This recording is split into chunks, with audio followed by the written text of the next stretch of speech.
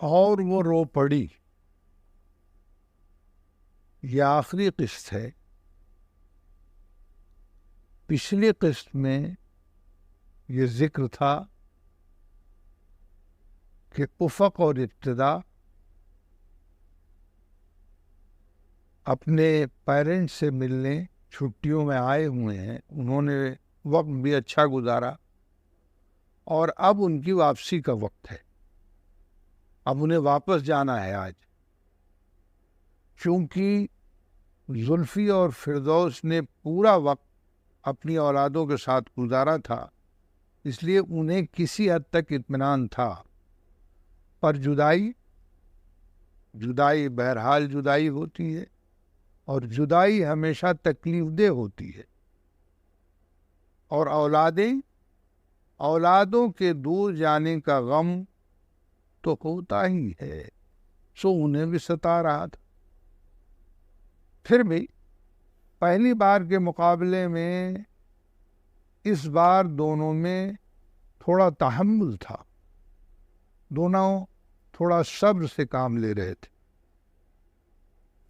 آج صبح سے ہی گھر کا ماحول تھوڑا رنجیدہ تھا، کیونکہ آج ہی ان دونوں کی واپسی کی فلائٹ تھی.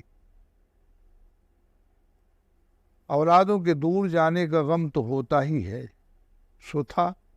شام ہوتے ہی سب ایئرپورٹ کے لیے نکلے.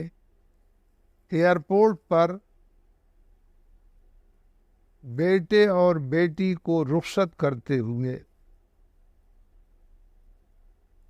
زلفی نے بڑے تحمل سے کام لیا اور اپنے آنسوؤں کو روکے رکھا.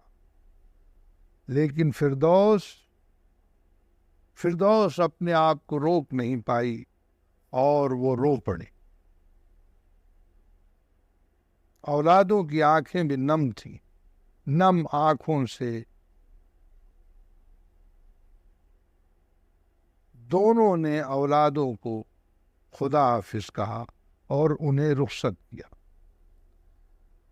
رخصت کر کے ان کی نظریں اولادوں کو دیکھتی رہیں جاتے ہوئے، اور وہ وہاں انتظار کرتے رہے کہ فلائٹ کا ٹیک آف ہو تو پھر واپس آئیں. راستے میں زلفی فردوس کو مستقل دلاسا دیتا رہا اور سمجھاتا رہا. دوسرے دن دونوں بچوں کے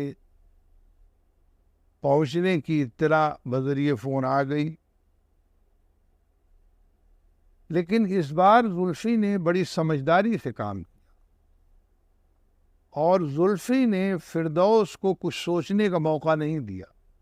وہ یہ نہیں چاہتا تھا کہ پچھلی بار کی طرح فردوس پھر ذہنی طور پر پریشانی میں مبتلا ہو، ڈسٹرب ہو، کیونکہ اس کا وہ چڑچڑا پن یاد تھا.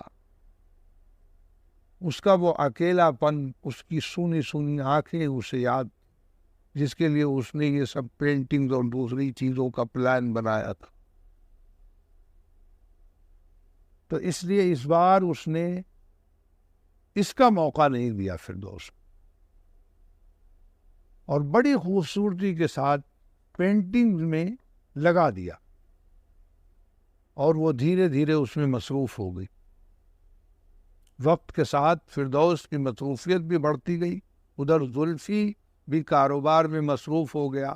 ویکینڈ پر زلفی کوئی نہ کوئی پروگرام ایسا رکھتا کہ فردوس اس میں مشغول رہے اور کچھ سوچنے کا موقع اسے نہ ملے.